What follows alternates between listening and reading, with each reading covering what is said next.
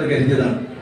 പാതിരാത്രി ഹബീബ് റസൂലുള്ളാഹി സല്ലല്ലാഹു അലൈഹി വസല്ലമ തങ്ങളെ അന്വേഷിച്ചുകൊണ്ട് ആയിഷ ബീവി റളിയല്ലാഹു അൻഹ തപ്പി തെരഞ്ഞു നടക്കുന്ന ഒരു രംഗമുണ്ട്.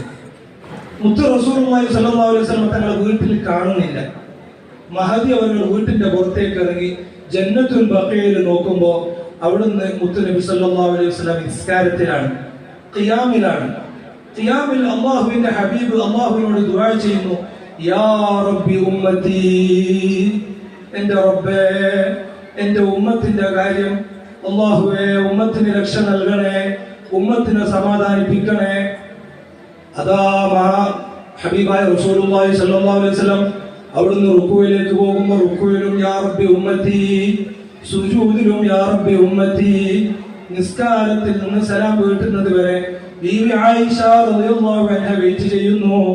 അങ്ങനെ അതാ സലാം വീട്ടിയപ്പോ ആയിഷ ബീവി അല്ലാഹുവിന്റെ ഹബീബിനോട് ചോദിക്കുന്നു, യാ റസൂലല്ലാഹ്, അങ്ങ് പരിശുദ്ധ ഖുർആൻ ഈ ഉമ്മത്തിന്റെ കാര്യം ഓർത്തുകൊണ്ട് മറന്നുപോയോ? ആ സമയത്ത് മുത്ത് നബി സല്ലല്ലാഹു അലൈഹി വസല്ലമ പറയുന്നുണ്ട്, യാ ആയിഷ, നിങ്ങൾ എന്താണ് കരുതിയത്?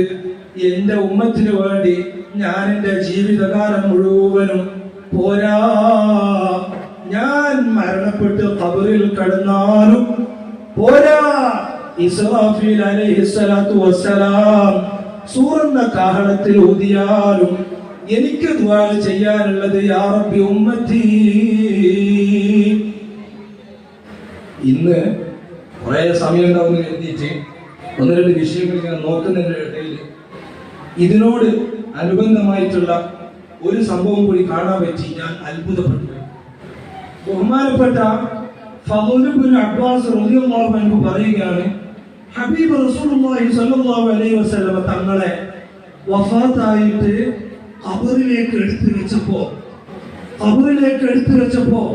हुजूर सल्लल्लाहु अलैहि वसल्लम वफात हो गया, हुजूर का जसद कब्र में रख दिया.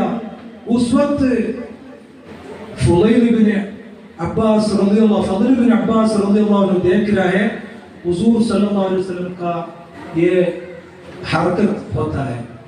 ചുണ്ട് അനങ്ങുന്നതായിട്ട് മഹാനവറുകൾ കാണുന്നു. അങ്ങനെ അതാ മുത്ത് റസൂലുള്ളാഹിന്റെ ചുണ്ടിന്റെ അടുക്കൽ മഹാനവറുകളുടെ ചെവിട് വെച്ച് നോക്കിയപ്പോ അവിടുന്ന് കേൾക്കാൻ പറ്റിയത് യാ റബ്ബി ഉമ്മത്തി. എങ്ങനെ കേൾക്കാതിരിക്കും? ജീവിതത്തിൽ കളവാണെന്ന് തോന്നിപ്പിക്കുന്ന രൂപത്തിൽ പോലുമുള്ള ഒരു പ്രവർത്തനമോ സംസാരമോ ഇല്ലാതെ സൂക്ഷിച്ച